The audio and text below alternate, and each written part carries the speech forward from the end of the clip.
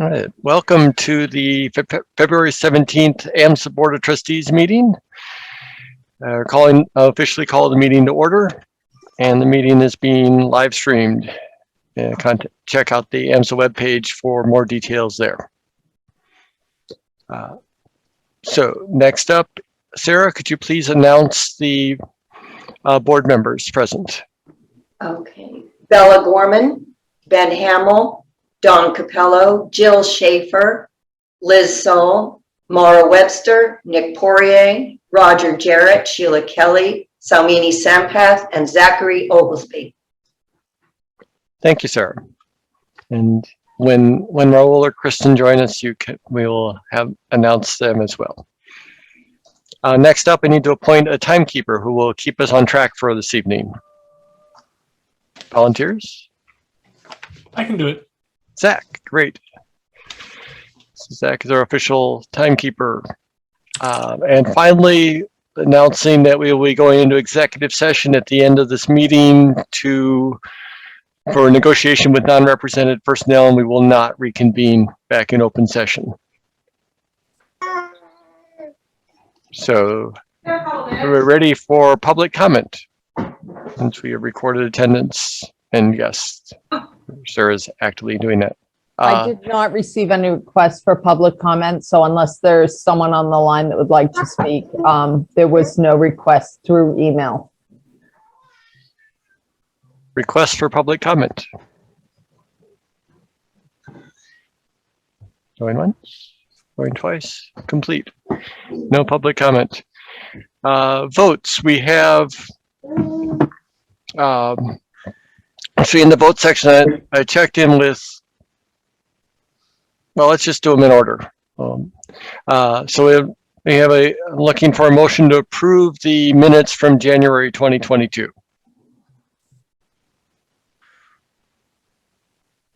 I move that we approve them. Second, Dawn. Any discussion? And who was the second one? Second was from Dawn. Hearing no discussion, Sarah, please call the roll. Yes, hold on 1 second. My computer just decided to do something. All right. Don Capello. Yes. Jill Schaefer. Yes. Liz Saul. Yes. Maura Webster. Yes. Nick Poirier. Yes. Roger Jarrett. Yes. Sheila Kelly. Yes. Salmini Sampath. Yes. Zachary Oglesby. Yes. Bella Gorman. Yes. Ben Hamill. Yes. And I don't believe the others are here yet. So that's everybody. I'm Motion here. passed. Kristen's here. Kristen's here. Yeah. Kristen, do you, yes? What was the question? I missed the question. Oh, the minutes. Yes. Yes. Welcome, Kristen. Next up, the consent agenda is only an inform. You can read the Education Committee summary.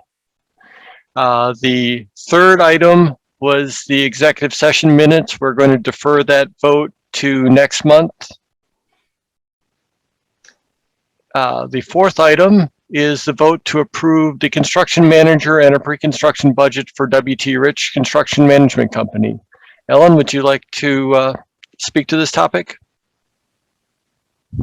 Well, I think Nick might be even more qualified, but we went through a process this week. It's actually part of my board report. Actually, it was last week, of interviewing 3 different very qualified candidates to be our construction manager on our project. And we chose, after an extensive interview with a large team of people, including Nick, myself, Leanna, Eric, our OPM, Owner's Project Manager, Bob Baldwin, our consultant, and our architect, Feingold Alexander. We offered the position to the bid that went from it's WT Rich. And we're in the process actually of negotiating that contract now, and that will take some time. Nick can give us some more detail, but we are interested in paying them, having up to $150,000 to pay them over the next 9 months, I believe, right, Nick? Yeah, so we are looking to get an approval to engage with WT Rich for their pre-construction services for the next 9 months. And those services include working with the design team, helping to go through their schematic designs, provide pricing along the way to really make sure that we're designing to the budget. So they completely understand the budget. I guess I'll take a step back. So WT Rich, so all three very, very qualified general contractors. And ultimately, there was a consensus made that WT Rich made the most sense, and it was for a couple of reasons. One, it was that they have, to say that they have extensive experience in charter school work would be an understatement. They do that. That's almost primarily what they do. Not only do they have extensive experience, but they have a lot of repeat business with some of the same schools. And we thought that that was very important. They fully understand, because they've done the charter schools, they understand that we don't have an endless bucket of money. We have a very finite budget that we have to stick to. And again, with their track record, we felt the most comfortable with them.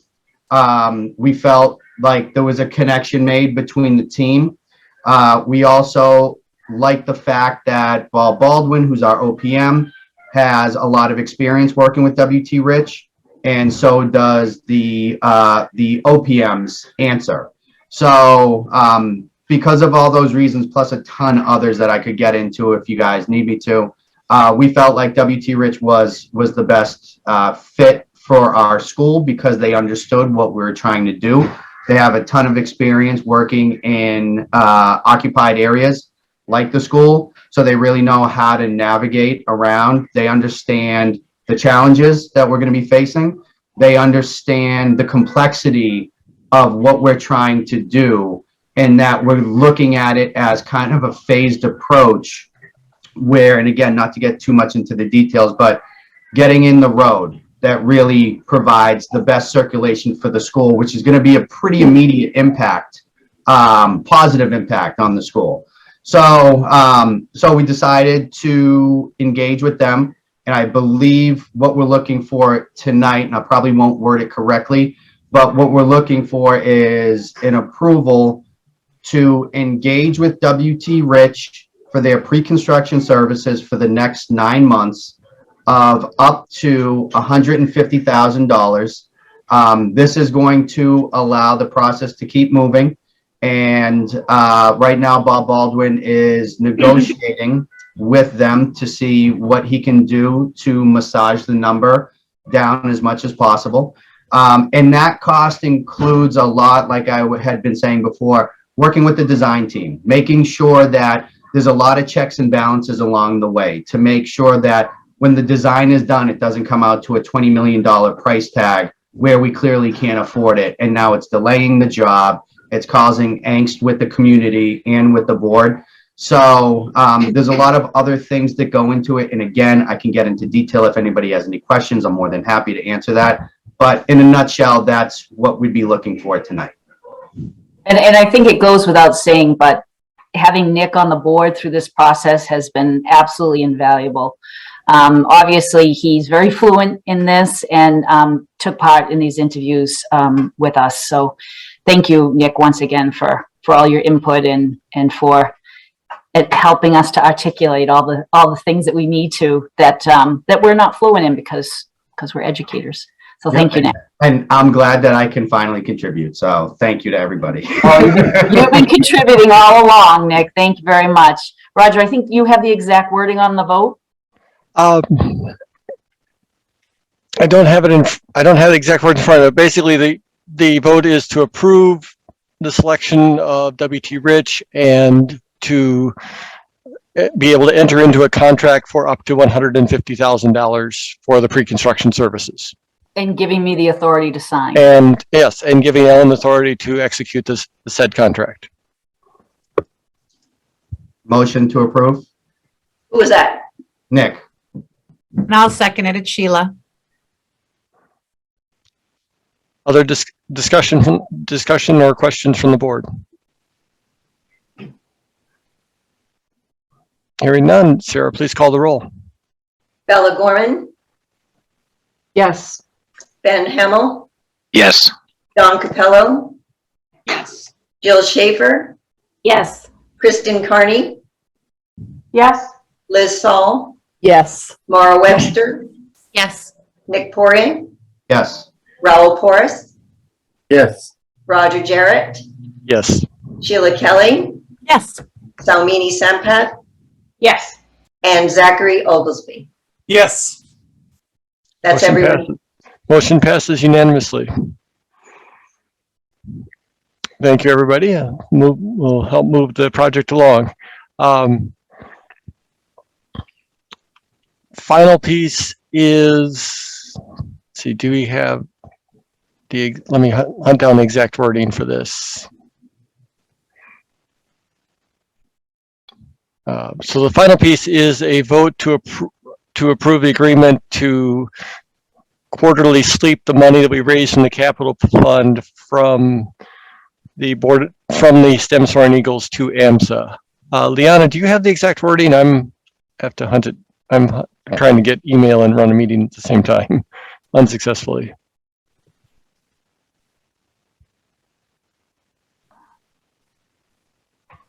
Yeah, I have it. Let me just find it real quick. Thank you, Liana.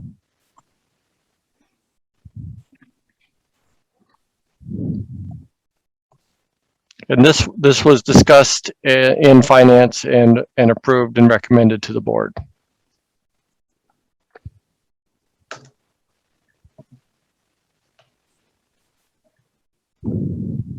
All right, I'm just going to share it real quick. Awesome, thank you. Are you seeing my screen? Yes. So I'll Do just you see the read it off. policy? Yep. I'll just read it off for people who are on audio only. STEM Soaring Eagles Foundation Inc. agrees to automatically sweep capital campaign contributions to the Advanced Math and Science Academy Charter School on a quarterly basis. This will be done at the AMSA's Director of Finance and Operations, but done by the AMSA's Director of Finance and Operations. If funds are needed by AMSA between scheduled sweeps, the AMSA Executive Director shall make a written notification to STEM Soaring Eagles to request the funds, and STEM Soaring Eagles will transfer the funds as requested. So, and this is basically an agreement between the two boards and Ellen for how we would do this.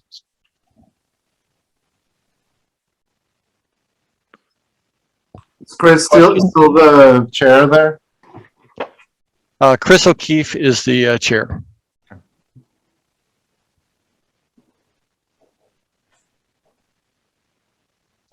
Hearing no questions, I'll take a motion to approve.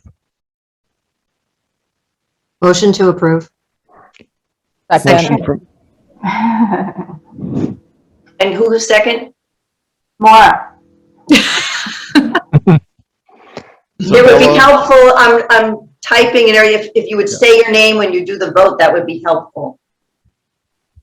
So when you make a motion, please say, give your name. Sarah, please call the roll. Bella Gorman, Yes. Ben Hamel, Yes. Don Capello, Yes. Jill Schaefer, Yes. Kristen Carney, Yes. Liz Saul, Yes. Mara Webster, Yes. Nick Poirier, Yes. Raul Porras, Yes. Roger Jarrett, Yes. Sheila Kelly, Yes. Salmini Sampat, Yes. and Zachary Oglesby. Yes. That's everyone. Motion passes unanimously. On to report section of our meeting, starting with Ellen with the Executive Director report. Ellen, the floor is yours. Thank you. Well, good evening, everyone. Let's see if I can share my slides with you tonight. Do slideshow. Here we go. All right. Well, we're going to keep this short and sweet tonight because we have a very special guest here with us. And I want to make sure that he has his time as well. So welcome you all out to our board meeting this evening, February 17th. We're going to give you a quick update on the lottery, and then we're going to talk a little bit about the new AMSA mask policy, a quick building update, and a little bit of razzle dazzle. And we're going to talk a little bit about upcoming events, and then I will introduce you to Mr. Peter Prue, who's AMSA's DEI coordinator, and some of you may already know him. He's one of our history teachers. So first of all, I sent all of you an email letting you know that we had record numbers of applications this year, so very, very exciting. We did shift the dates a little bit of when we were accepting applications, and so typically by this meeting, and although February vacation is a little late this February, we would have already had the lottery, and we haven't because we've actually moved the date out to March 1st. So Linda Edwards worked with the Department of Education, with Charter School Charter School Office, and we've switched that. So the lottery will actually be done publicly on March 1st. So I don't have, I can't tell you this time, but I will in March, how many students we took in from each town and each grade. But what I do have for you here with the help of Linda, and she actually had broken this down into by towns, but I couldn't fit it on the slide. So this is how many applications we have for each grade. So sixth grade is 481, 183 for seventh, 160 for eighth, and 209 for ninth grade. We expect to be taking in about 140 or so sixth graders, 135, somewhere in that range.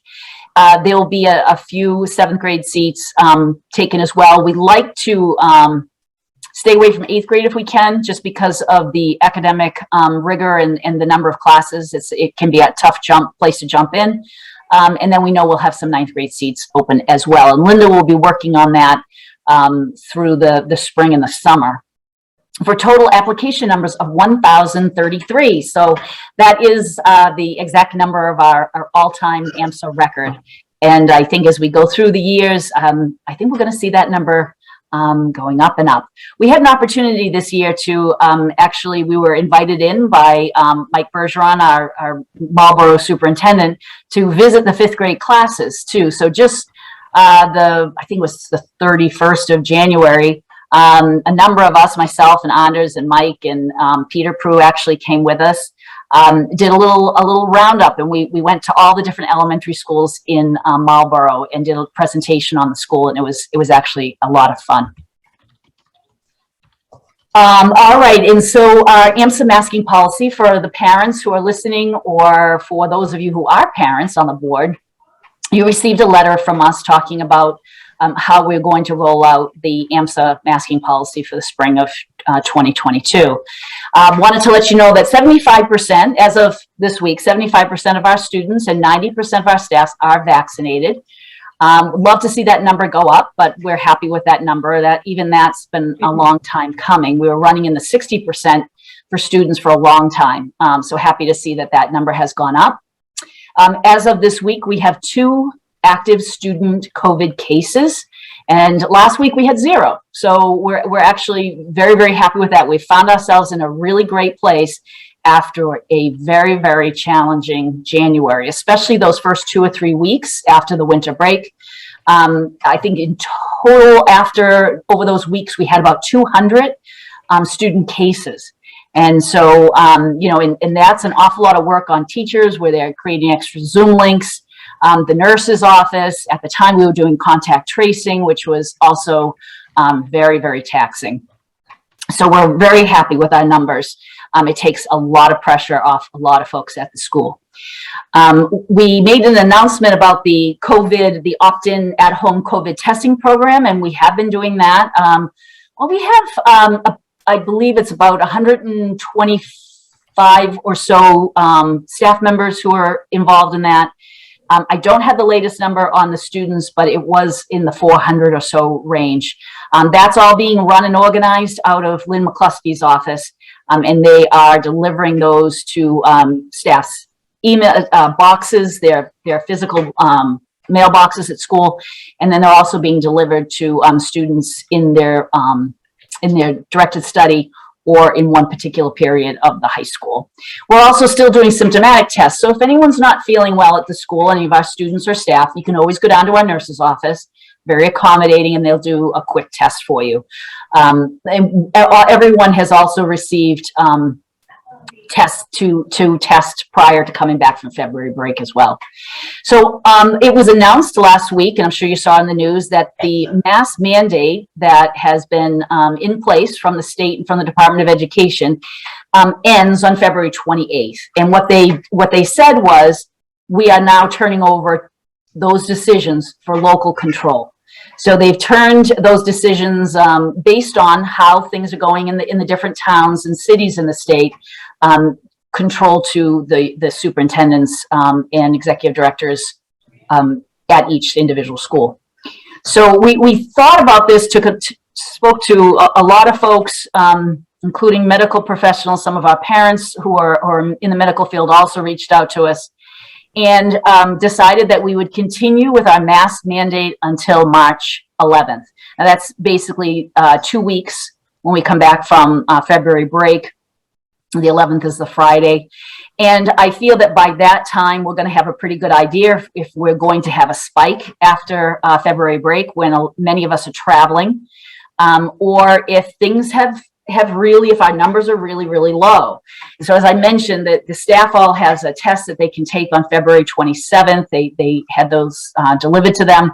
And we hope that our numbers are really low. And if they are, that's fantastic. And if they're not, we're going to take it 1 week at a time after March 11th, and until our numbers are back to a place where folks either in our nurse's office or also the Marlborough Board of Health feel comfortable with us removing our masks. So we did see, large spikes, obviously, after the winter holiday, but also after Thanksgiving. So we're going to monitor our cases over February vacation. Staff will test on the 27th. And then the goal is, as soon as we can, believe me, that we will have an AMSA mask choice plan. And that will be basically anyone who feels that they would like to wear a mask will be supported in that decision. I do believe that's a personal choice, especially at this point if the numbers stay low. And that's what we're moving towards once we feel that it's a good time to do so. Okay, building update, just a small update for you, really. If you take a look at this, this is a little bit more of a detailed plan of the third floor of the 165 building. And you can see here, hopefully you can look at this afterwards. You'll all have access to this through Board on Track. But you can see that up on the top, we have a couple of the chemistry labs. They're connected by a prep room. There's one bio lab at the very top. The second bio lab, we will still be using what is now currently the chemistry lab in the 201 building. Excuse me, the 199 building. That will be turned into a bio lab. So there'll be one bio lab there in the high school, and then the other bio lab will be here with 2 chemistry labs. We're really hoping to have those cluster desks and the sinks in between all of those lab spaces in the chemistry lab. You can see the detail where the fume hoods will be, and then towards the bottom we have 2 physics labs as well. I'm very excited about the physics classrooms, to be perfectly honest. To me it really was a lack of obviously space in the building, but that we've done the kind of level of physics that we've done, Steve Stonebreaker and Dr. Claridge, with absolutely no physics lab. My husband has an undergrad in physics. Physics is important in our family, and just to be able to offer this to our kids, I think is a huge step in the right direction. Then there's 2 classrooms you can see on the far side there. Those classrooms can be used for anything. And so we've been talking to the scheduling vendors about, how we might want to use those, but there's a lot of flexibility there. Then you can see that nice little breakout space there in the corner. We've talked about the science department is interested in making that, if we can afford it, glass walls there, maybe some display cases, but it would be breakout space for students to be working collaboratively or small groups. It's 402 square feet. For those of you who are familiar with the 420, room 420, it's oddly shaped, but it's about the size of that, I think. And then you can see the red dotted lines. That's actually for space for folks with disabilities to be able to access that. They have to make sure that falls within code, and that's what those little red spots are. It would be handicap access. There's a staircase that's added. It's the one towards the bottom that says stair number 3. And that is one that we will be adding in. There's a teacher workspace there as well. We plan that the science folks will be using storage up on the 4th floor. And they actually seem to be pretty excited about that, which is why we made the teacher workspace a little bit bigger than was shown on the last drawing that you might have seen. So we can talk about this if you have any questions, but that's what we're looking at right now. And this is the drawing that we will be sharing with various companies too, hoping that they will want to sponsor these labs and get them outfitted and set up for our students. So our construction team is complete, and this is just so exciting. It's the pieces have fallen together, and Nick did such a wonderful job, and I really appreciate it, of really explaining what we believe that W.T. Rich brings to the table. But I have to say I'm just absolutely thrilled at the team that we've put together. It you know, I'm a person who does some of these things. I have kind of a gut feeling about people and our ability to work together. And I'm just absolutely thrilled with this team. So you can recognize Bob Baldwin. He's been to a number of our meetings. Bob was the first person we brought in, my gosh, about 1.5 years ago. And he has been such a great partner in this from QPD. And so grateful for the work that we've done with Bob. Then after that, we brought in Answer Advisory, and that's Ksenia.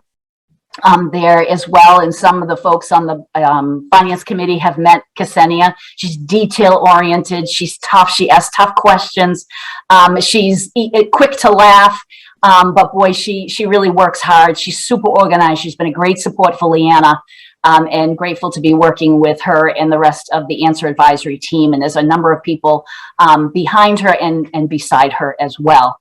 And then, you know, I've talked an awful lot about I feel really, really good kind of about the opportunity to work with Feingold Alexander Architects, and what an outstanding group of folks this group has been.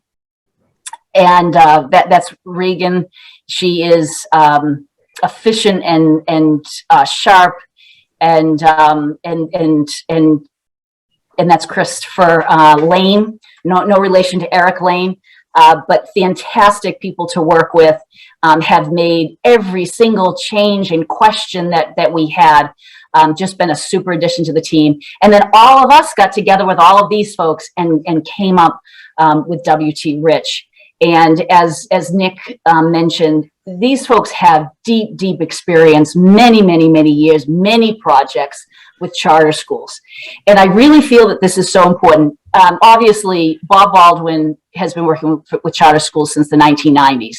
Answer Advisory, he's worked with them a number of times, not on every project, but on a number of projects, and they are also deeply involved with charter schools. Feingold Alexandria is not. We are the first charter school, I will proudly say, and I'm excited to be featured on their website someday, AMSA Charter School. We are the first charter school they've worked with, and they're looking to break into the charter school field, and we're giving them that opportunity. They've been fantastic. But I felt that we really needed someone else to balance out the other two that also had the charter school experience. I didn't want so many companies not really deeply understanding the challenges that we have. And W.T. Rich brings that experience with charter school to the table. Take a look at their website and you're going to see all the different projects.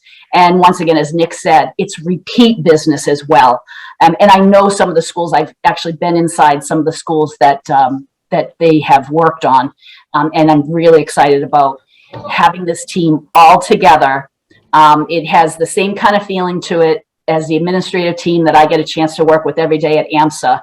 Just good people working hard for a common cause, and really are enjoying the work that we're doing together. So I'm super excited about this. Little bit of razzle dazzle time. I do want to just put it out there that our Facebook account is no longer working. It was shut down, it got hacked. And so, unfortunately, Mike Finkel's not able to post on Facebook the way that we want to. So I don't have quite as much content as we normally do, especially the videos and things. But this is a wonderful photo of a couple of our AMSA teachers. That's Joe Bengiovanni there and Christy Jagowski and one of our students.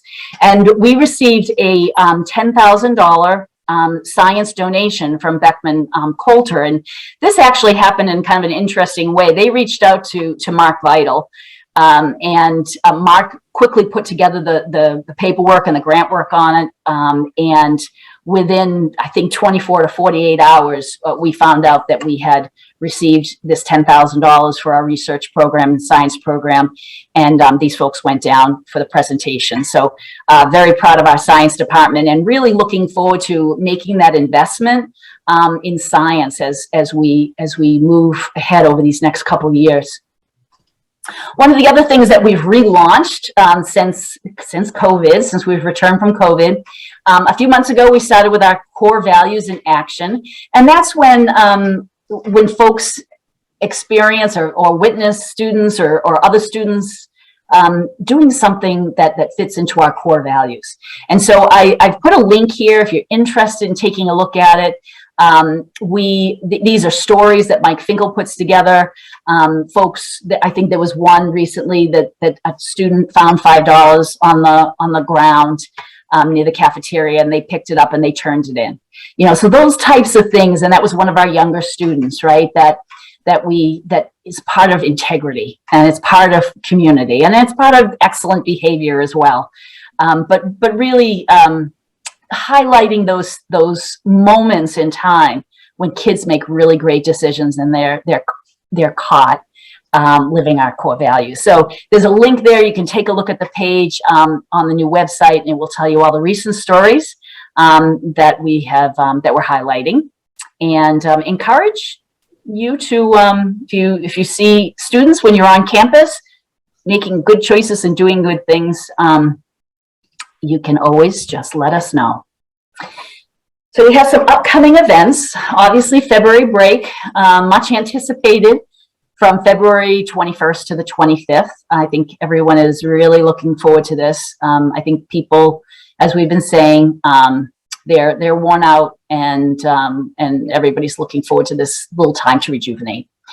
And then I mentioned March 1st is our virtual lottery at 10 a.m. And then on March 3rd, we will be having a class of 2023 parent and student forum at 5:30 in the lower school cafeteria.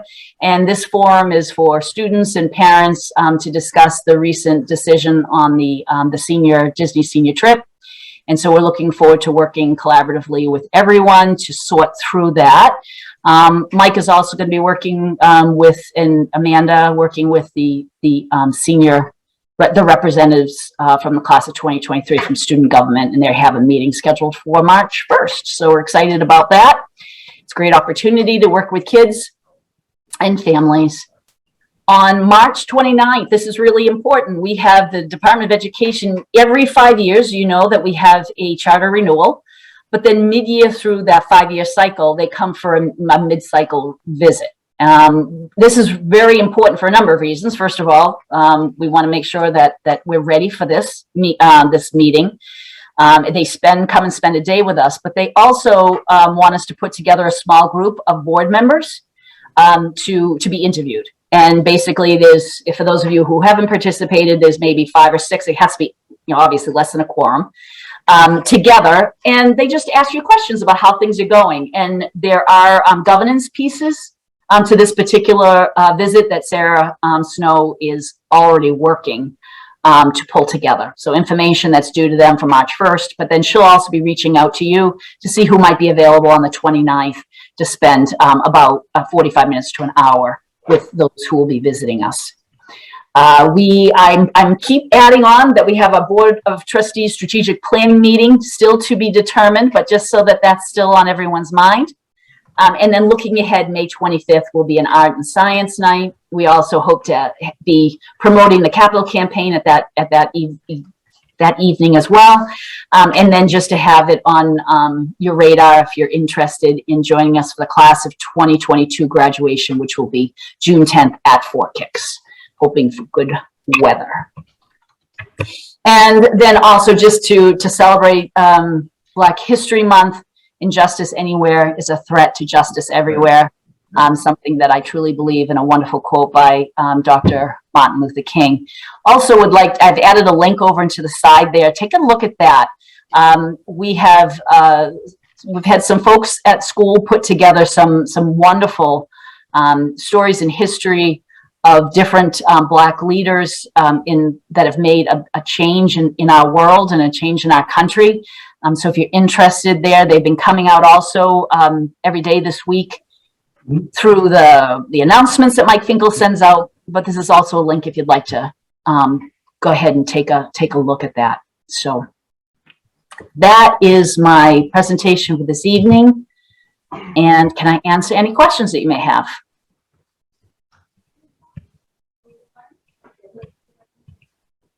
In case anyone has any questions about that.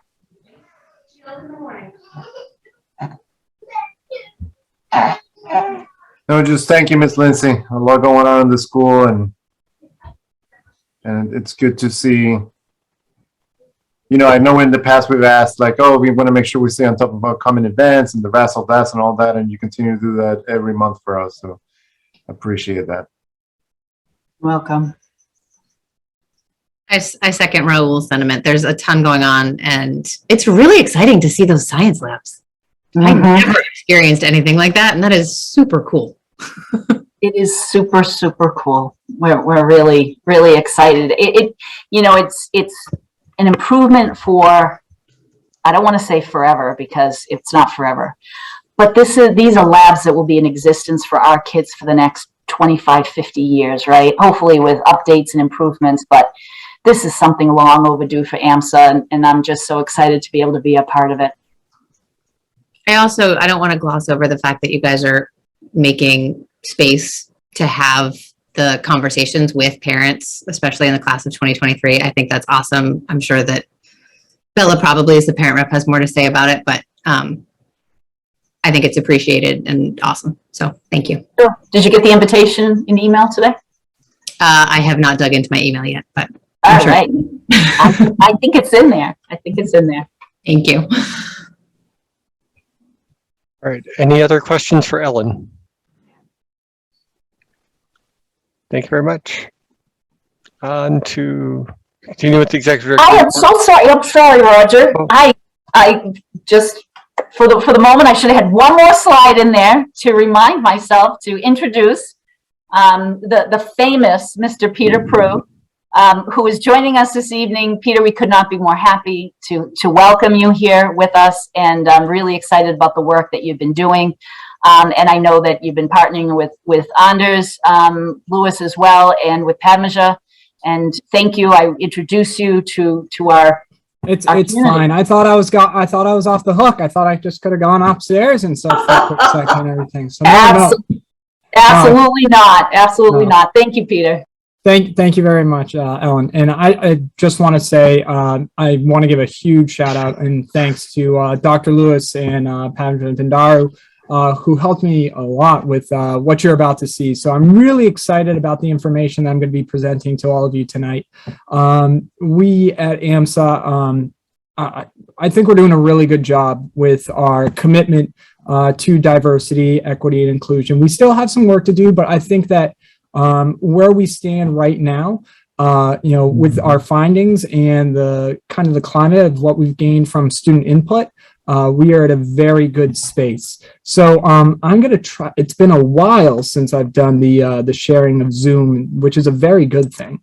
But let's see if I did this correctly.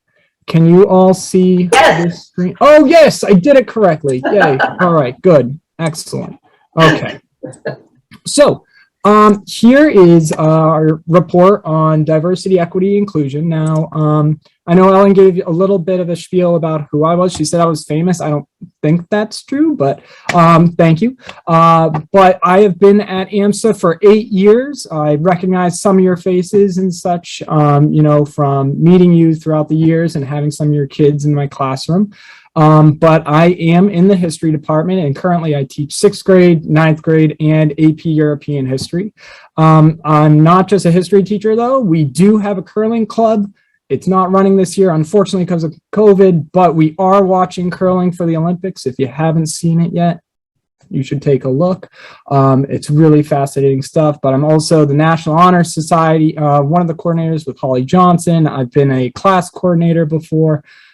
So I really do love what AMSA has going and creating those relationships with the students. But my training and my expertise, I guess, with DEI, really, I have to give it to Providence College. I went there for my undergrad, graduated there in 2013 with my bachelor's in history and education, and then I stayed there for an additional year and a half, or about 13 months, to gain my master's in urban education. And that degree really allowed me to specialize in cultural competent teaching skills, project-based learning, and developing classroom environments that allow for voices to be heard. So with that program, I was able to have several practicums in both Providence and North Providence, Rhode Island. So I was able to gain a lot of insight on how to ensure that, you know, not just a single voice in the classroom is heard, and how do we respect the diverse student bodies that, you know, schools have and that AMSA has that's ever so growing. So I'm going to show you a couple slides. I've really condensed the information into 2 major slides. What are we doing well? And what are areas that we can improve upon? Now, the information that you're going to see, it's not every single question that has been presented to the student body. I am going to be sending a full report to the board once we have the information fully scrubbed of identifying names and such. So that will be sent to you, but the information I really wanted to show you were the key highlights that I thought, you know, really show what we are doing really well with. So some things to keep in mind. We had 881 students surveyed at AMSA, massive number. It wasn't just a single grade or anything. We did all grades 6 through 12. I want to thank Ms. Bendaro for allowing the computer science classes to be the location that we were able to survey these students. So we were able to get a majority of our student body. But with that in mind, we also need to remember that about 264 of these students, the 6th and the 7th graders, had only been at AMSA for about 5 months. The 7th graders, that 5 months, the survey took place in early November. So for those 7th graders, they were only at on AMSA's campus for the end of, you know, that COVID year and then the beginning of this year. And then our 6th graders are completely new to the campus. So some of the data we may have to take with a grain of salt and kind of remember that we have 264 of these students that haven't had that, you know, full year at AMSA yet. So that will make sense to with a couple of these points. The intention of the survey was to gain the student feedback. You know, we hear a lot of anecdotal evidence, you know, here or there from just particular groups of students, but we wanted to make sure that we could get as many voices as possible. And then lastly is that I wanted to show you that we have observable trends. My goal is, you know, I want to make sure that we can handle every single issue that does come up at AMSA, but we also need to notice what are the things that we are really doing well with, but also the trends of things that we can improve upon. So this is really why the data that I'm going to show you are these observable trends that we've found with our data set. So let's start with the good news. All right. The good news is that we are creating a space that allows for students to be immersed in a diverse student population and allow for ideas to flourish. 97% of students at AMSA say that they have a friend that is of a different race, culture, or ethnicity. You know, students are going to be in their classrooms. They are coming together. They are creating those friendships. They are learning from each other about their cultures, about their diverse backgrounds and such. And also, we are seeing that 96%, I'm going to skip down, 96% of students have at least one peer or friend that they feel comfortable sharing their interests or even their concerns with.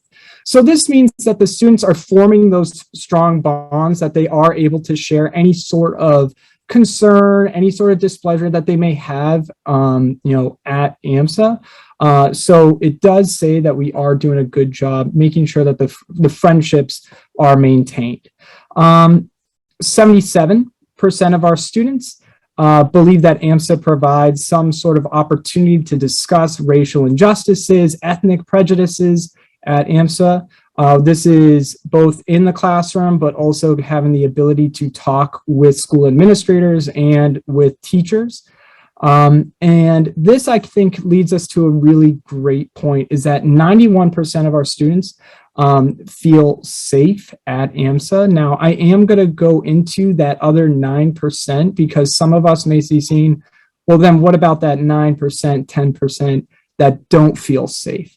That's what I'm going to go into, kind of the student comments on the next slide. So I will be getting to that 10% in just a moment. In our classrooms, we're doing a great job with our curriculum. We ask questions based on the humanities and the math and sciences. As expected, we are seeing that 84% of our students feel that, they are able to learn about topics related to race, culture, in their humanities classes.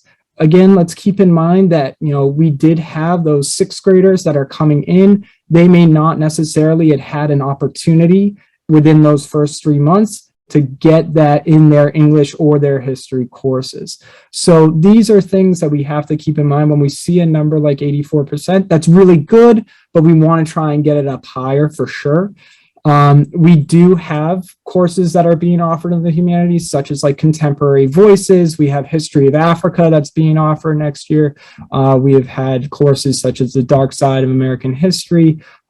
So these are all things that AMSA in the humanities departments are really putting forth an effort to make sure that those courses are available to students. 92% of students feel that their peers treat them as a valued member. So we do create that safe space for students to feel comfortable with one another. And then 80%, and I thought this was a really good number, because keeping in mind, talking about race, ethnic, culture issues, everyone's at different spots, especially with our culture and climate right now. 80% of our students feel comfortable talking about these issues in classrooms. So I think this is attributing to the environment that our teachers are creating as well, being able to create those spaces where students are able to have those strong conversations related to race, ethnicity, and other cultures. Now, in our survey, we had over 2,000 different student comments, and going through that, it's taken a long time. And what I found, and as I said earlier, I was looking for trends.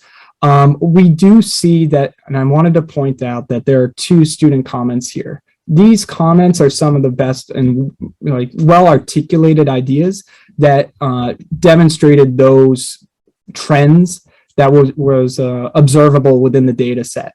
So the first quote saying, the school needs to continue to promote and protect clubs such as Black Student Union, Asian Student Union, etc., in order to give students a safe space to go and talk about their experiences without trying to sweeten it for others.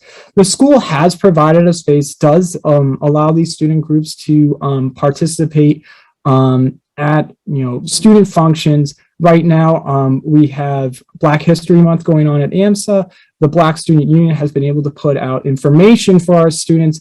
They've been able to have the song of the day, and they've been able to get that space needed in order to celebrate the group. And the administration has really, put forth an effort to make sure that that can happen.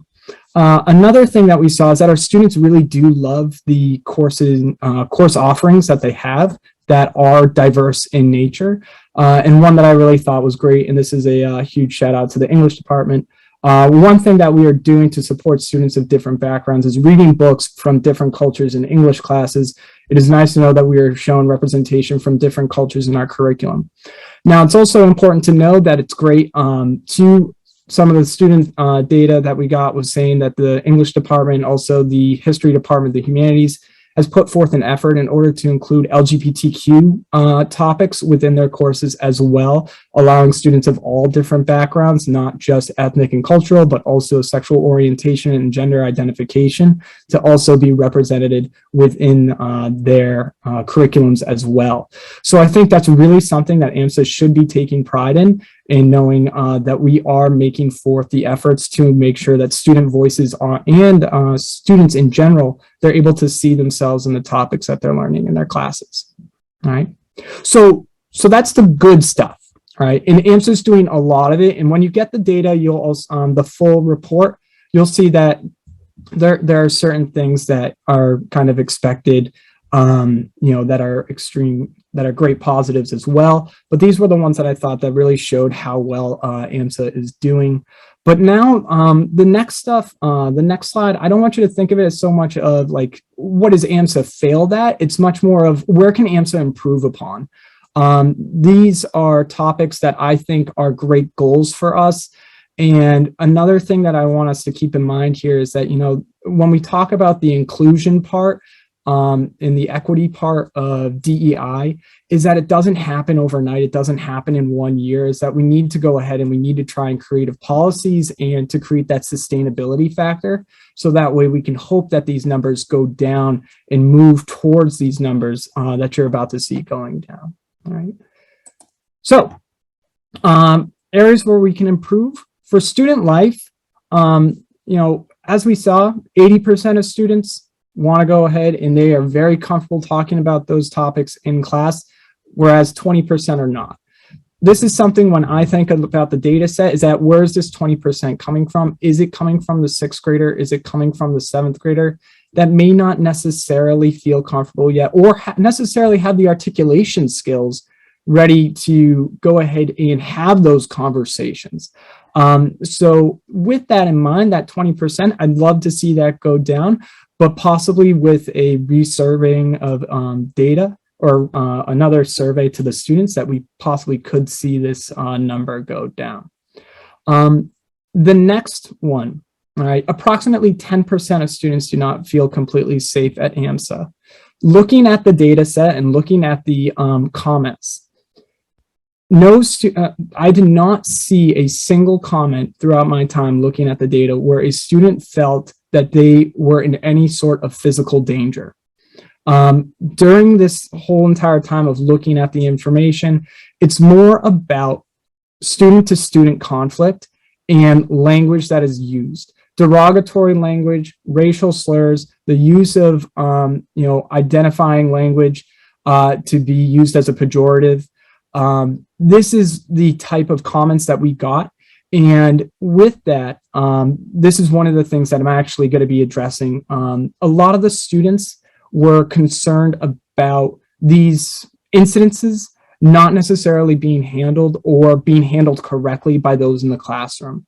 What you're going to see on the next slide is what are we going to be doing next. I don't want to give too much away, but we are going to be offering professional development on allowing teachers to kind of develop tools and skill sets to make them feel more comfortable about how do you address an instance of this happening in your classroom. So when we have this, this roughly 10% of students not feeling completely safe at AMSA, it's very closely connected to the next point of interest, next piece of information, which is around 11% of students feel that someone else has been treated different often in the classroom based on their race, ethnicity, culture, or background, cultural background. 46% of students said that this happens rarely. Now, keep in mind, when it came to the survey information that was laid out to students, we did not necessarily define rarely. This could have been a once instance throughout the entire year. It could have been once in a semester. So when we think about this number, that's 57% of students that say that they have witnessed a sort of occurrence where someone has been treated differently because of their race, ethnicity, or cultural background. This is something that I think really is it's something that I think that we as a community can build towards with wanting to create classrooms that really do generate this feeling of respect, and also having teachers have the tools necessary and the confidence needed in order to address topics related to this and to handle that if any of those instances come up. The next part is kind of like our connection with students and the teachers. 20% of our students don't feel comfortable talking about race with teachers. Again, this might be the 6th, 7th grade data set that's coming up. But at the same time, is it necessarily, and these are the questions that, my team is going to be working on, is it because we have people that may just not be comfortable discussing these themselves? And how do we get to that point as teachers and as educators to that? Roughly 12% of students do not feel adults treat them as valued members in the classroom. Now, when it comes to this word value, and you're going to see this especially with the student comment here, is that we didn't give a direct definition of what do you think value is. Value could be something as, excuse me, value could be something as simple as the teacher doesn't call on me enough, or the teacher doesn't give me one-on-one time, or the teacher, or they feel that the teacher does not have the ability to stay after class when I have the ability to stay after class. So with this, we do need to keep in mind that value does have a little bit of, it's a little bit subjective at this, but with that being said, we now have goals laid out before us. Like, how can we go ahead and create lessons, create environments within our classrooms that allow students within a 45-minute period to all feel, some sort of value, whether it's connection to the content, the ability for a teacher to work with them, for students to feel a connection with another student. So those are all things that, Dr. Lewis, myself, we've had many conversations on how we can do that for our students. And then finally, 24% of students do not feel AMSA provides students the opportunity to seek out solutions related to race, ethnicity, or cultural issues. This is something that I'll be doing with the internal review, seeing about what avenues does AMSA have that allows for students to have that feeling and that ability to seek out opportunities to find those potential, problem solves. So what we have is clear data about what students feel at AMSA. And like I said, these, data points were collected in November. We're hoping that with another survey that we can see some of this information and some of these data points go down, just because, with the 6th and 7th graders not having that experience at AMSA as long as we have hoped, that possibly they would have had a changed experience. So a couple of the comments we see on the right. Overall, I feel at AMSA, I feel safe at AMSA, but by the way things are going right now, where teachers nowadays make everything about politics, I don't feel safe at all. The education is great, but this community is too political. This one, this comment was one of the comments that was best articulated, showing kind of this feeling about a feeling being in the minority. There were several comments made by students about how they did not necessarily feel that they were able to speak their mind freely because they didn't match the ideas of the majority in the classroom, or they didn't necessarily meet the ideas that they feel that their teacher would accept based on the teacher's own personal preferences or personal biases and such. I think that this goes both ways, both liberal, conservative ideologies.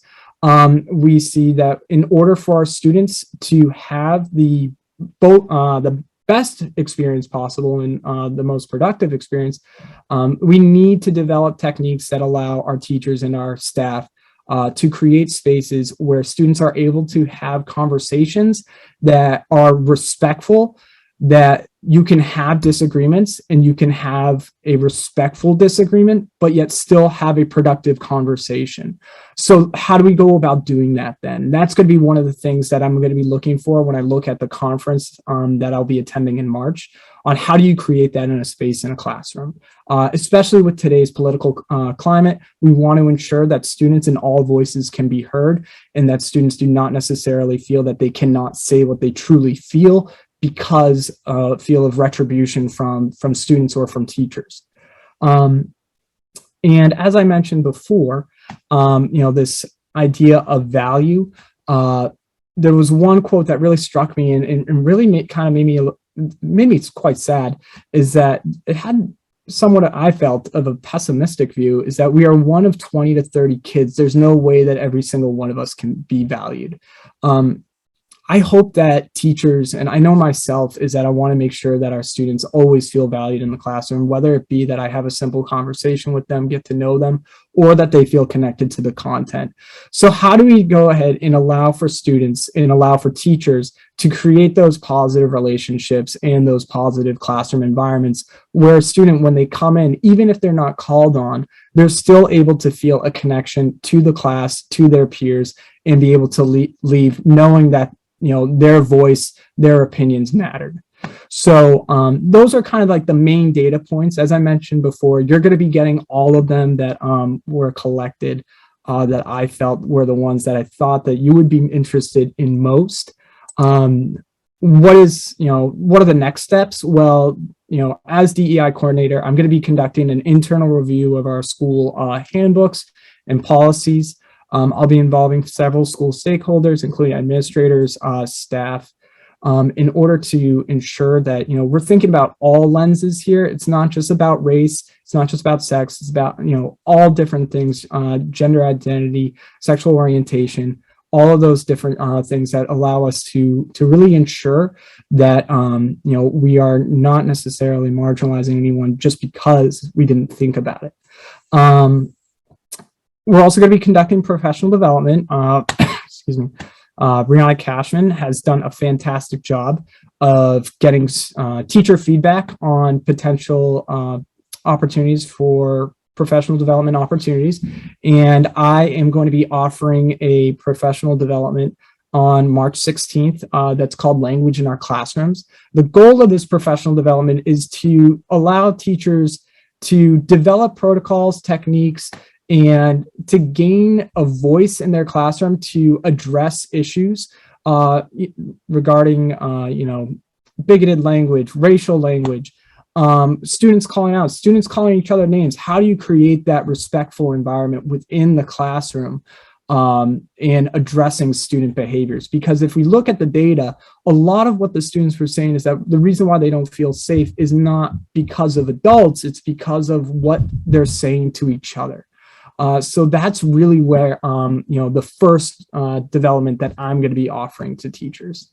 And lastly, a lot of the goals of outreach. I know that one of the things that I'm going to be doing is working with Mr. Finkel on a website or a page on our website is going to be predicated on our Connections conference that I'm going to be going to.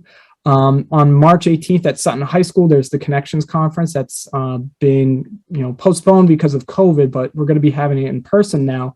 And there, myself, along with some other stakeholders, will be going to this conference to create partnerships and relationships with DEI organizations and other schools that have similar positions such as mine, to really talk about what are you doing at your school that's going well, what are the problems that you're facing. So this is really allowing myself to have that ability to see what's going well at schools and possibly bringing that to AMSA. And from there, we're going to be working on creating a DEI vision statement on pretty much AMSA's commitment to develop and continue practices that allow our student body and our staff to feel safe and accepted and included in all facets at AMSA. So I know that's a lot of information in such a short amount of time, but I hope it was put into a way that it was easily, digestible and such. So If anyone has any questions, anything that they want a little bit of clarification on, I'm happy to take anything from you.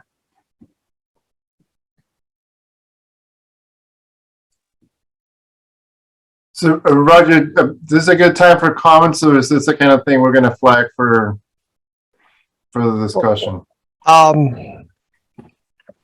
So at this point, we would do questions, and then we would do the flagging of items for discussion at the end of after the faculty and parent report. All right. But this would be an opportunity for questions at this point. But maybe I'm going to phrase my comment as a question. Sure thing. No, because I do want to confirm. Well, first of all, thank you for putting all that together. It sounds, very insightful. We're not just surveying the kids and moving on. It's taking insight out of what we heard.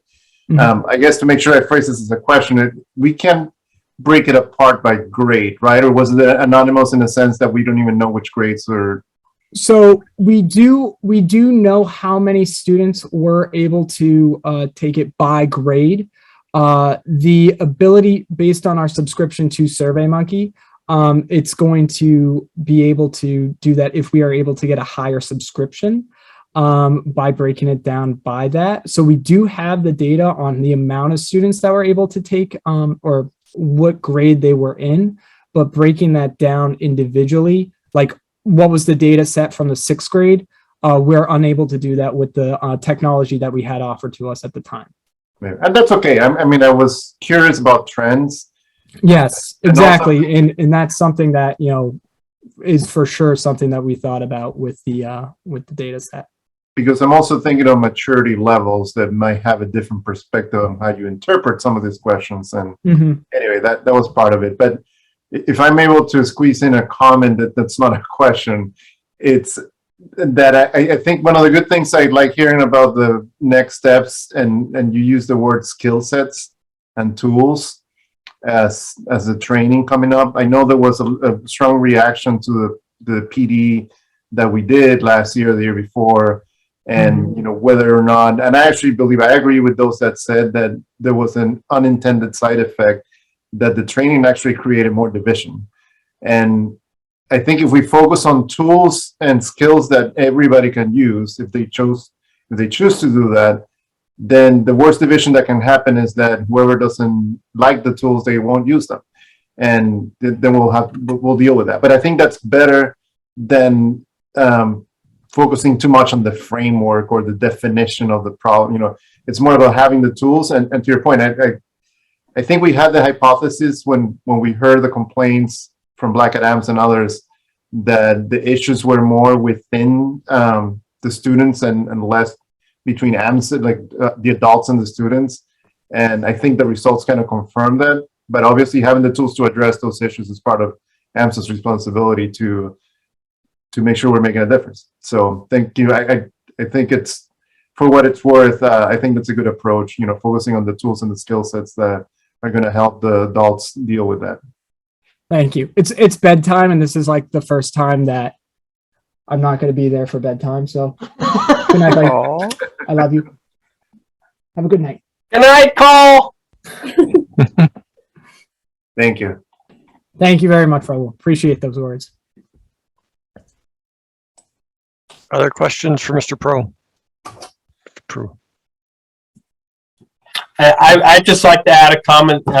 Peter is he's a wonderful colleague. He's an amazing history teacher. I learn from him every day because I have the privilege of being in his class.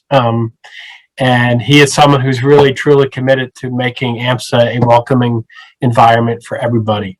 So thank you, Mr. Prue. Thank you very much, Dr. Lewis, for the kind words. And thank you all for the support. And again, I want to thank the school's administration for supporting us in this venture. I think it's a very important one, and also supporting for future endeavors involved in this. So I want to thank the board for their time as well. I relinquish my time to the chair. Always wanted to say that. So there you go. Thank you. Thank you very much. Great. All right. Thank you for the great report and the next steps that you're planning to take. Next up, We have other questions for Ellen. I think we answered most of those before we transitioned to Peter. I have one quick question. This is Kristen. I don't know if everyone can see me on Zoom. I still haven't figured out how to get Zoom everybody on one page, so I have like 3 screens, right? So Ellen, when you got the amazing amount of applications, do we already have the breakdown of the towns? Well, those are just applications, and yes, I do. It's large, and so what Linda did was she took for each grade, and she broke it down by the 4 core towns, and then by other for each grade. So I do have that. It was a lot of data, so I'm giving you a summary. That's actually information that you've never received before, because typically by the time we have this meeting, we already have pulled the lottery, and so I end up giving you the data showing you who has been pulled off of the wait list. It's a timing thing, but that was the best I could give you. Yeah, I was just curious. I know it was so great that Marlboro included you to come visit, and I was wondering if there was a proportionate number of applicants from the different schools. So I know let's get the breakdown on the admission side, but I was wondering about on the applicant side too. That's an interesting question. That I don't have yet, but I'm sure there may be a way for Linda to sort that, but we didn't break it down that way. She just said in 6th grade, we had X number from Marlboro, X number from Hudson, X number from Clinton and Maynard. But we didn't break it down by elementary school of the 4 elementary schools in Marlboro. Yeah, I'm not sure if she can do that yet or not. Yeah, I was just what you had just described. How many came from Marlboro? How many from Hudson, et cetera, et cetera. That was all I was curious about. Just one other question too on that, Ellen. That I have. With regard to, I think it's great that you went out to the 5th graders in Marlboro. I know previously I attended an info session at the Maynard Public Library for Maynard kids, and I know COVID probably threw a wrench into that, but just moving forward, it would be great to include the other core towns and some of that informational outreach. We did. We absolutely did. We did 4 different virtual information nights, and that was advertised out to everyone. That's my oversight. I'm sorry. Yeah, no oversight. No. This was, and actually our numbers are much, much higher with the virtual information night than it is when I used to go out to the libraries, and I know Mike used to go to the libraries as well. So that's why but we did 4 of those. This was just a special invitation that we had received from Marlboro. And it was kind of last minute because the lottery closed on February 4th. We were invited the week before, and we were able to, through a team of 10 people, pull it together to go out and visit those schools. And then we also did an informational night for the parents of Marlboro, and we had translators in Portuguese and Spanish, and there was a group of us that did that as well. And we are more than happy next year to do that for other towns as well, but Marlboro specifically released their names and addresses of all of their 5th grade students to us. That's awesome. Thanks. It's awesome to see the cooperation between Marlboro Public and AMSA. It's fantastic. Mm-hmm. And thanks for doing all that. Other questions for Ellen? All right. On to the faculty rep report. Zach. Can you hear me? Yes. All right. So a couple things. I'll start with some of the more basic ones and then move into the more contentious ones. Mask mandate. Broad support from teachers for the decision of AMSA's administration for the mask mandate. Definitely seems like the best plan from everyone I've spoken to, everyone who's reached out to me. The week-by-week approach, mask choice, broad support every which way I've looked at it. More divisive, Disney trip has been the canceling of the Disney trip. There have been strong feelings on both sides that I've been receiving formally and informally. Some people feel that the decision was made with not enough input from the teachers who have chaperoned this trip, that it could have been communicated better, both in before the decision was made. Some people feel that it kind of came out of nowhere, and that it could have been discussed more amongst the community before the decision came out. With that being said, there's also been very broad support for the decision of canceling the Disney trip. And the reasoning behind it being the inclusivity, the building of the community, the opening up of different opportunities that more students will be able to take part in. There's been a lot of, I don't want to say buy-in, agreement with that. And I think I've got a comment right here that I pulled out that I think sums up a lot of that really well. So I'll just read you this thing. I fully support our administration's decision regarding the Disney trip going forward starting in 2023, with community being one of our 3 core values. If the class trip is not accessible to approximately 60% of the senior class, emphasis theirs, we are not fostering a sense of community. We are not providing an inclusive opportunity for all of the students. AMSA is a free public school. Any student has access to apply to AMSA and has the chance to be selected to attend school here. All of our students are different. They come from different backgrounds, upbringings, home lives, and encounter different adversities. We need to do a better job allowing our students to feel included rather than feel that they don't belong here. I feel this decision is a step in the right direction to create necessary change in our school culture and community. I feel that really summed up the supportive messages that I've been getting for this decision. In terms of, on the other side, I didn't really have a single comment that I thought summed that up as well as this one did. That is the main thrust of what I've been receiving.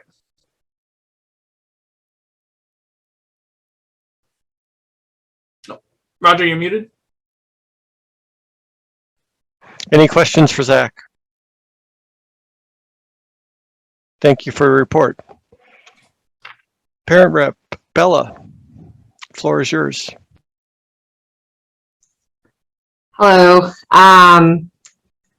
You'll probably hear some of the similar themes that just Zach had mentioned, but I've been receiving some emails and some communication from various parents over the past few weeks, and I'm going to group them into 3 big buckets. So the first bucket is really complaints on certain rules that we have at AMSA. For example, our stringent uniform policies, social distancing rules. I actually did have a parent who wants to remove the mask mandate as of February 28th, citing things that, as we all read, they're not as effective unless you're wearing an N95 mask. COVID rates are coming down, and really concerned for the mental well-being of our children and being able to see everyone's faces, etc. Also, our drawstring bag requirement for middle schoolers was also another issue. The bags are small and you fill them with books, and the middle schoolers can't get to their lockers and it's hard on their backs. Is there any sort of solution we can have, or alternative solution to that? And then the final thing in this bucket is this National Honor Society requirements for attendance and community service. So I guess those are all in one category, just complaints on general rules. And then the second category is this feeling that maybe AMSA is losing sight of the charter and maybe not as much emphasis on the academics. I don't have a lot of detail on that particular category. I think it makes sense to delve deeper into that, because I think it's really important for all of us to understand that. So I don't have any more detail on that. And then the third thing, which we all know, there's a general unhappiness with the cancellation of the Florida trip for the class of 2023.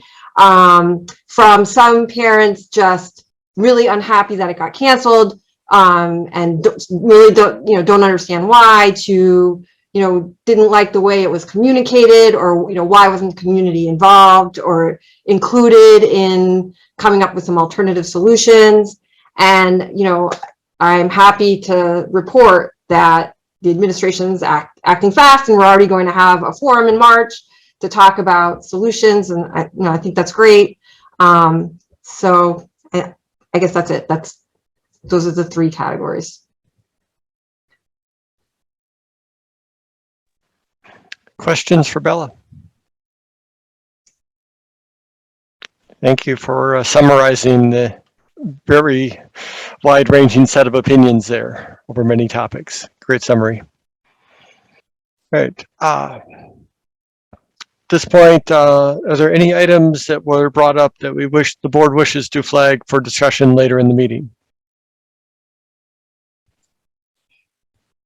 Yes, but I don't want to flag it for a lot of discussion. I just want to capture a lot of the things that Bella just mentioned that could be good topics to bring up when we talk about strategic planning. Okay. So maybe that's all we need to say. Then we'll capture that. So the flag is to identify items to So academic discuss. excellence, communications, and then inclusion, for lack of a better term, but it's just the fact that some decisions are made in the interest of making sure that every student can take advantage of things and participate. So Okay. Well, we'll come back. We'll come back to that. It sounds like we have you're saying that we have topics that we'd like to flag for consideration for our strategic planning meeting. Is that a fair summary?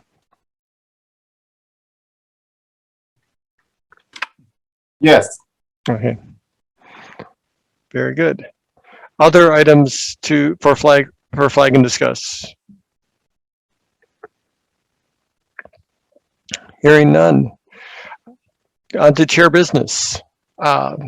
So first I'd like to, it's now coming in, or winter into springtime. The school year is more than half over. We've had our second quarter grades, and we need to start thinking about board and committee recruiting. I'll encourage everybody to put on their thinking hats and think about people they think would be good board or committee members. And then we need to start thinking about that for our process going forward. And I think I would Sheila, I'd like to reach out to you and start talking about how we would manage this within governance for recruiting and screening for new board members. Sure. All right, thank you. Second, I will be reaching out to the members of our board strategic planning task force and schedule a meeting. It'll be after February break, hopefully targeting the week after, but look for an email from me and we'll try to schedule something up. Questions for the chair? Hearing none. Committee reports, starting with development committee. Relatively quick one. We met here in between the last board meetings. Ellen provided update on the capital campaign. We went through a few different statuses. Things at that point seemed to be on track. So we just went through some suggestions and advisory that we thought would be helpful. There's an engagement with the Soaring Eagles to get their page up and running, to connect the dots, exchanges of ideas around that, to make sure that the status and the identities there to help with the program. And yeah, I think that was about it. There wasn't anything other major in our committee meeting that is probably to report here today. Thanks, Ben. Any questions for Ben? Next up, Education Committee, and you get a gold star for submitting your committee report. Liz. Hi, everyone. Yeah, so you can obviously read it in the template that I sent along, but I think the two things at this last meeting in February that we discussed, one was the report card, and initially we were under the impression that the report card would not be coming out, but I guess it did.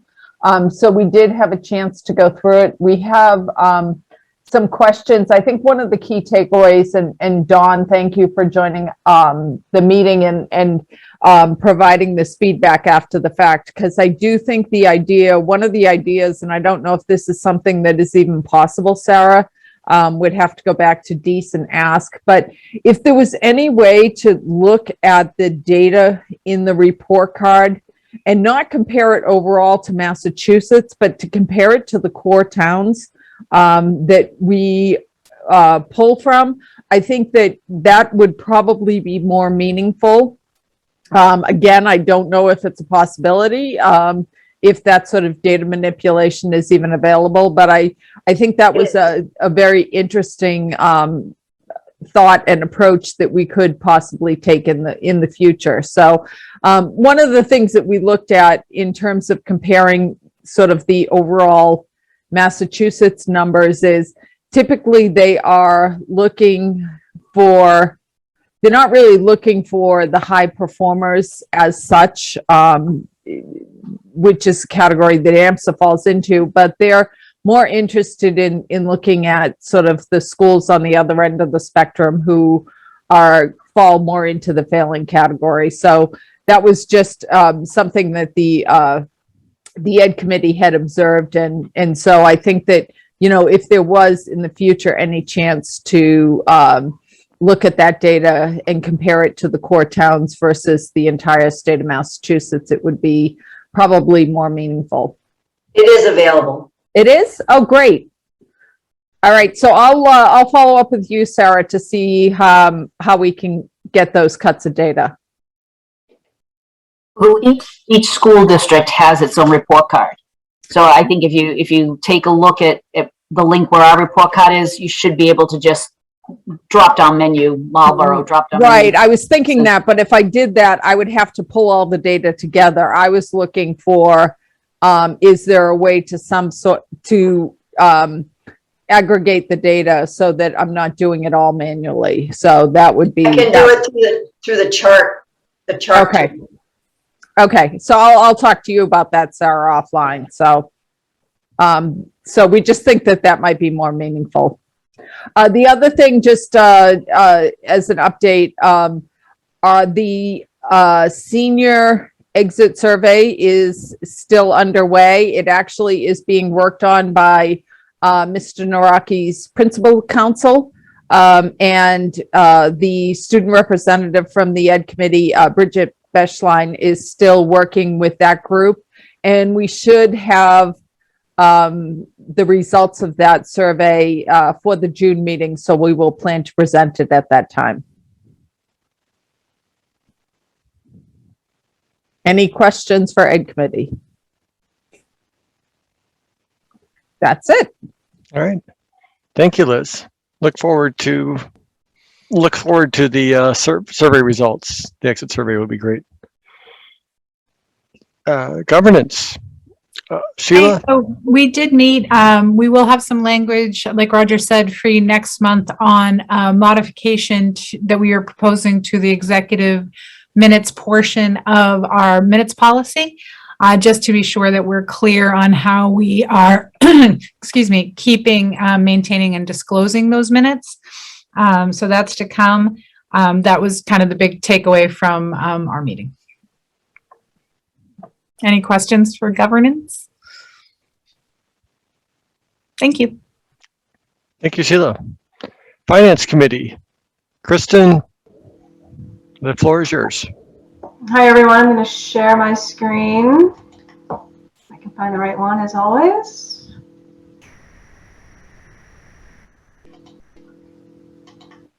Two items tonight. We have the January financial statements, and thank you, Roger. And we have the detail on the grants and whatnot. So really great schedule that Lana put together for everyone to see how much work the school does to increase our revenue. So for January and year to date, so again, we're highlighting key areas to discuss this month rather than go through every line, as so we can look at the primary financials. January was a good month. First line, tuition, always the largest revenue number for the school. That is favorable in January versus budget by $72,000 and equally year-to-date by $247,000. We actually mentioned this last time. The Department of Education rates came out last month, and there is a 4% increase in tuition versus what we had budgeted. So that gets trued up from now to the end of the year every month when the funds come in, and that quarterly true up happens quarterly. For those of you who think that's funny. So that's good news for the school, right? So we have additional funds to work with. And again, we are expecting that that will continue to hold and not certainly dip below the budget no matter what.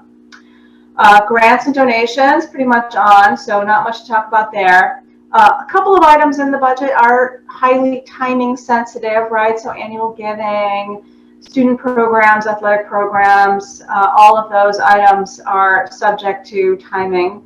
And for the student programs, the most sensitive, of course, as it relates to COVID activities, and the timing this time around with the AP testing was significant in January. And again, for the full year, almost $60,000 under budget on that, but primarily due to lack of field trips and participation is lower. If we scroll down, so total income, 1.4 million in January versus a budget of just shy of 1.4, so about 3% greater. And year to date, we're about 2% greater. So net of all the factors, we're ahead of budget on the income line. In the expense line, we have some favorability in professional development, again, highly sensitive to timing, and instructional supplies also on a year-to-date basis. We are, sorry, I'm getting a little hesitancy here, $30,000 lower than expected on spending for supplies and equipment, and a lot of that again might straighten itself out as we progress through the year.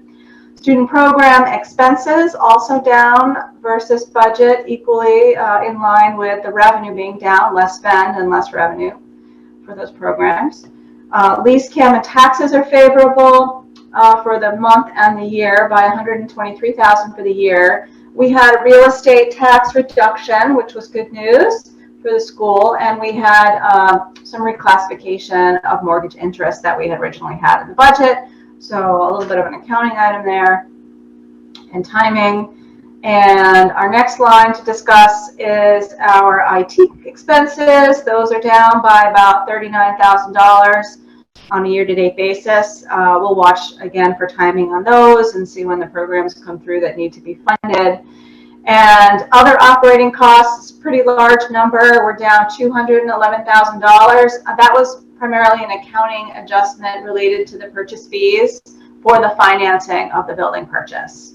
So the budget had recorded those on the capital side, and they did fall into the expense side as a result of accounting classification. So nothing to be concerned about that increase. It's just a matter of accounting. For total expenses in January, $100,000 lower than budget, and on a year-to-date basis, about $100,000 lower than budget, so both favorable. Greater revenue, lower expenses means that our surplus for the month is favorable by $133,000, and year-to-date $340,000. So again, successful financials for the month. So I'm going to jump over to the grants schedule. Hopefully you can all see that pretty quickly because I'm still sharing. I color-coded the categories and wanted to kind of talk about those in total. So over $1 million this year available for grant money that the school has identified and won, and this is great. The yellow items totaling $230,000 are annual entitlement grants that we do receive each year. So very strong monies there. There were 2 grants related to the American Relief Act, aka COVID, totaling $263,000. There are a number of items that were applied for summer school programs, some state funded, some federally, $173,000. 2 special ed grants. There was a summer school SPED program too, but I lumped that in summer school, but the SPED programs are another $50,000. some guidance grants that are some of these are multi-year as well. So those guidance grants totaling $175,000, and 2 others, Acceleration Academy, again, which is an extra help type of program, for $70,000, and some English books grant that we're going to use for another almost $50,000. So really amazing work done by the school to boost their income levels for these various programs. We also talked a little bit about how much we could include annually, but generally speaking, these programs will be available for a couple of years going forward. So, and they continue to search them out and get more. And of course, this doesn't include the $10,000 donation that Ellen mentioned in her program, which is also amazing for the science programs there. So lots of good money coming into the school based on their performance and excellence. Well done. Any questions on the financials or the grant summary? No? One? Alrighty. All right. Thank you, Kristen.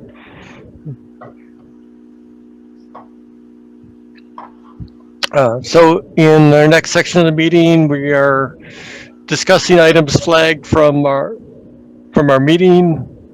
And the one item that we had was to discuss the role. I don't know if you'd like to reintroduce what you'd like to discuss there.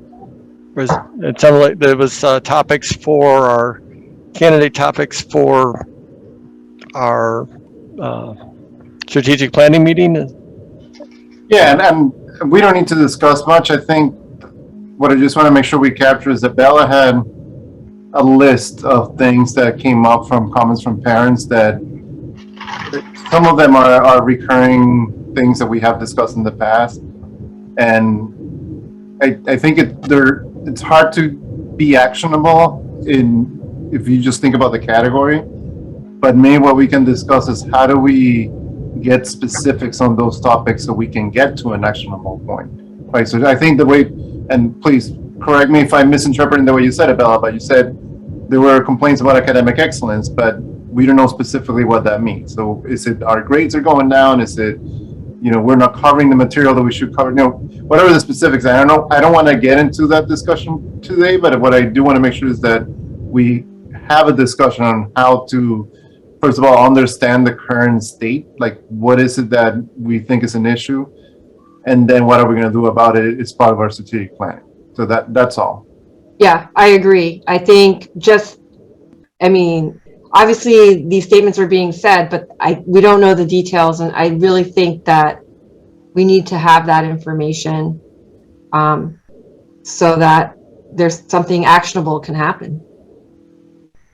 Yeah, I agree. I think to the upcoming, not only the general next kind of parent forum, but specifically with the individual class, the junior class forum, I think is going to give us a lot more, hopefully, details and information. It is really hard, Bella, to be in your shoes and kind of receive like partial stories or, various information. You're trying to kind of sum it all up. And it may appear that we're not kind of handling it in the moment, but it is really tough without details and things like that to be able to adequately express it. And I think, Raul, it was a great idea to bring it up as part of our overall strategic plan, because they are recurring themes, right? And they shift and they change a little bit over time.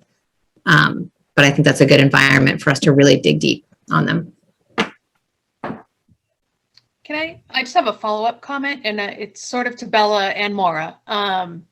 One of the things I like to know when we get feedback is sort of, to dimensionalize it, right? And it's probably not as easy as a spreadsheet, but let's say it was easy as how many string bag complaints we get in a school year, and it's 3. And I'm just trying to, I'm not trying to poo-poo the idea, please, but I never know. I think it's a struggle to know when something is a thing and when something is just being vented. So I'm not trying to single anything out. I'm not trying to say the concerns aren't real. Right. I think we already have a great idea of what is a real concern this year on a number of topics.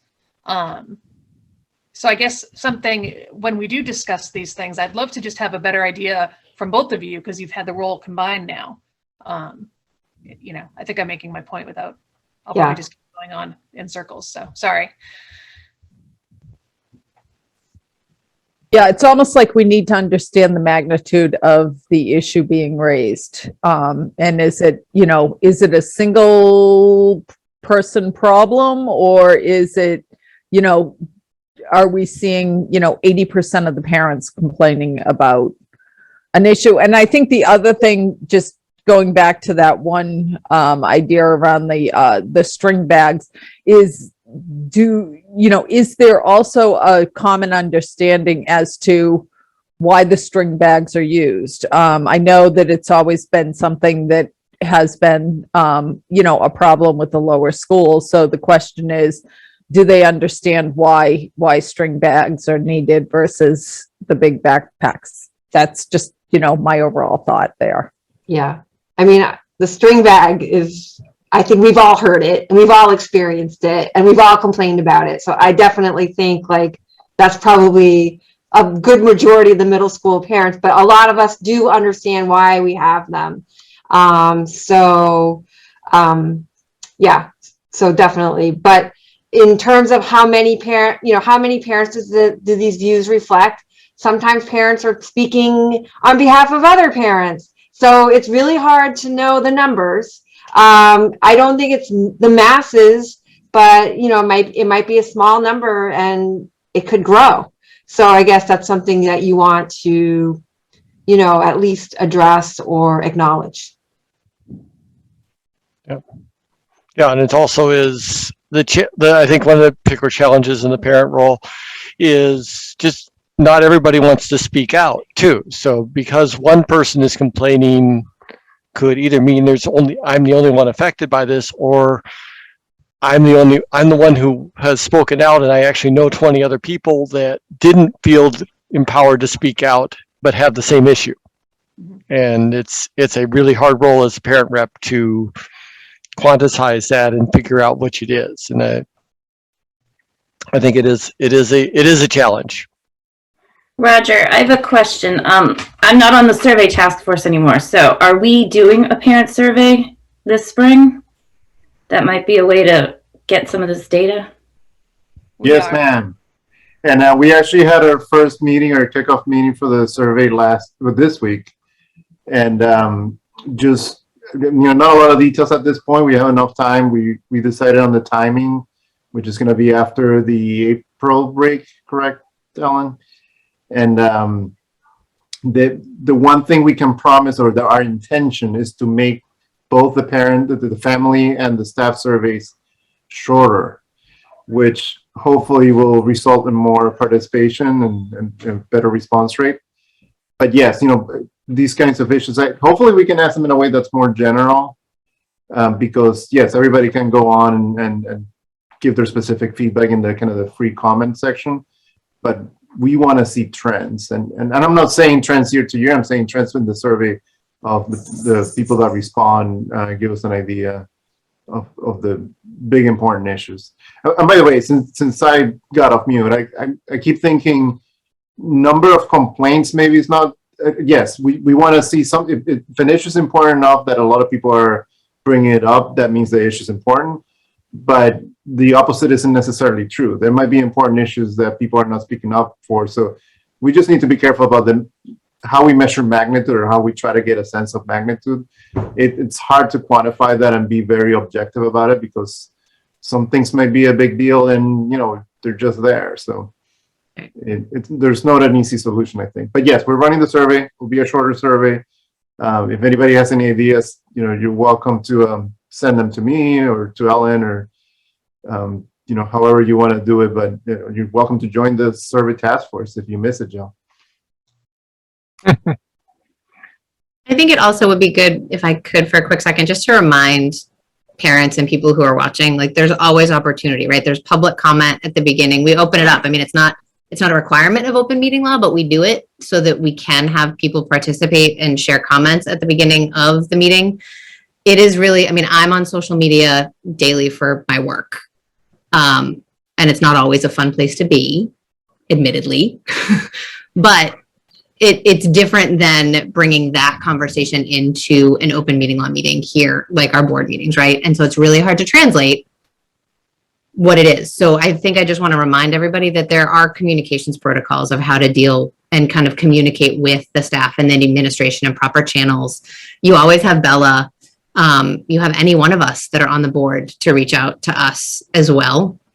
And I would encourage that. And we do our very best to bring it up into a forum that is balanced and open, et cetera, et cetera. And so just throwing that out there as a friendly reminder. Yes, we have many avenues for raising issues, and you can go to the website and see them. But Ellen's door is always open. There's email addresses. There's Bella. There's your teachers. There's the department head. There's a dean of students. There are many different avenues to help resolve issues. So please make use of the ones that are best suited for the problem. And just remember, Ellen has an awful lot on her plate as well. Yes. Yes, I think trying to, one of the things that just in general I encourage people to do is try to find the closest layer that you can get to resolve the problem. Not everything is an Ellen issue. Not everything is a board issue at first. You should try to work your way up the chain, reaching to the level that you feel is comfortable, would be my personal advice. All right.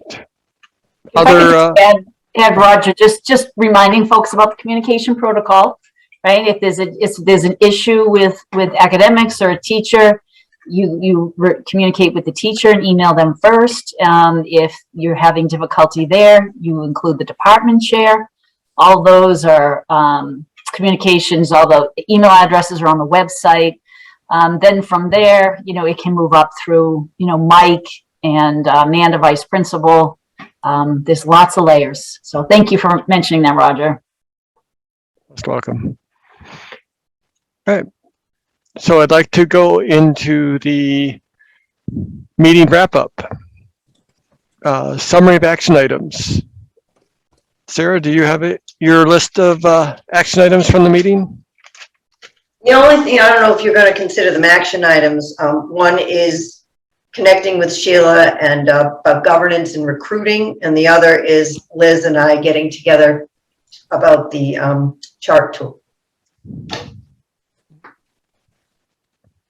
That's the I hadn't even captured the first one, but I did get the second one. That's the only action items I had recorded. Did we miss anything? Other board members?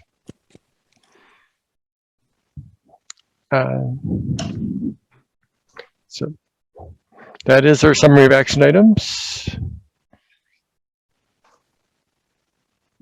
So I collecting items for the March meeting. So from the calendar, just reading off the agenda, we have the bot strategic planning for bot strategic planning. Governance theme is to revise and approve bylaws and policy changes as needed. And from the calendar, we have the student attrition and wait list report. And also, I think I'd appreciate a final results from the lottery as well. Are there other non-standard items for March? Roger, I had a question about the review of policies and bylaws. It seems like because it's on the strategic or the topic calendar every year, is governance expected to review policies and bylaws every year? I know we did an overhaul in 2020. 2021 might have been a missed year, but I mean, I think it's there as a placeholder, as a yearly prompt for governance to take a look, particularly the policies. I think unless something has come up, right? So it's a yearly prompt for us to check and stay current. It's not we must change something because it's March. Exactly. If that helps. I just wanted that because we're going to talk about it in March. So I wanted to mention it in the full board meeting. Thank you.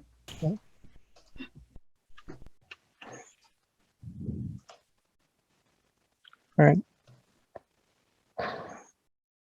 So we have no other special candidate agenda items. I'd like to pass the baton to Raul. I'm sorry, it might be a slight surprise for you, but for you to lead the meeting effectiveness portion of the meeting. See. So, well, it is a surprise to me. I don't have any comments myself. I do think that maybe this will sound repetitive from last month, but I'm actually going to give kudos to the Ed Committee for submitting the report ahead of time, which you already called out, Roger. You beat governance. We need to do something about that governance, Sheila, to make sure. I am shamed. No, not you personally. I wouldn't worry about it. I got it in by the skin of my teeth. Yes, no, but I did see that in the packet. I don't know. I think I can't think of anything else. We laid out a plan for how we want to keep our meetings on time. I think we accomplished that today. There were some important topics to discuss and get deeper on today, and I appreciate. I personally like the presentation about the EI. I don't know. Anybody else have any other comments about the meeting itself? I'd like to compliment Bella. It was actually not part of the meeting, but in preparation for the meeting, Bella worked to send out a summary of the meeting agenda to all the parents. And I think it's a practice we should continue to use going forward. I can't take credit for that. I don't think I did that.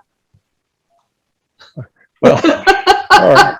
Okay, I was thinking it was Mr. Finkel. I think it was Mr. Finkel.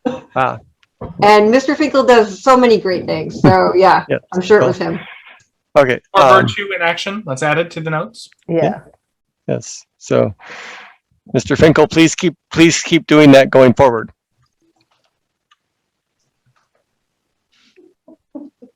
Anything else for meeting effectiveness? Timekeeper report. I'll throw that in there. Zach. Currently running 50 minutes ahead of schedule. How many? 50. 50. All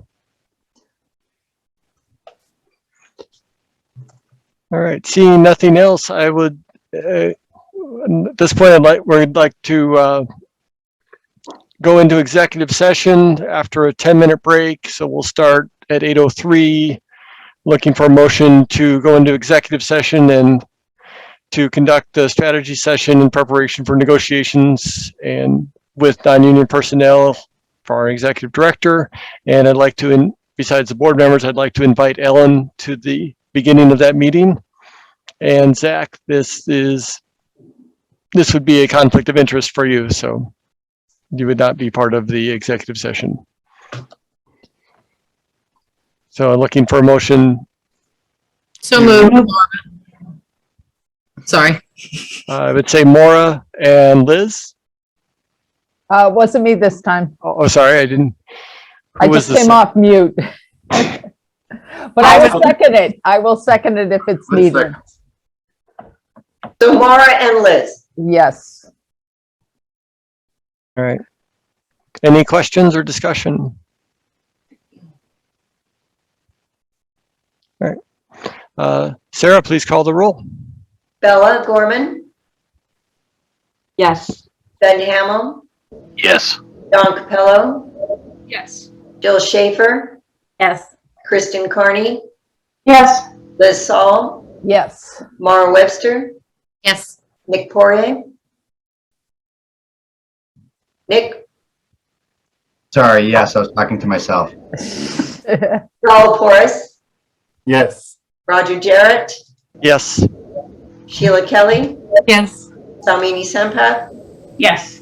And Zachary Oglesby. That's everybody. Yes. All right. Motion passes. Meeting is adjourned. And see the board members in the executive committee meeting starting. We'll start at 8:05.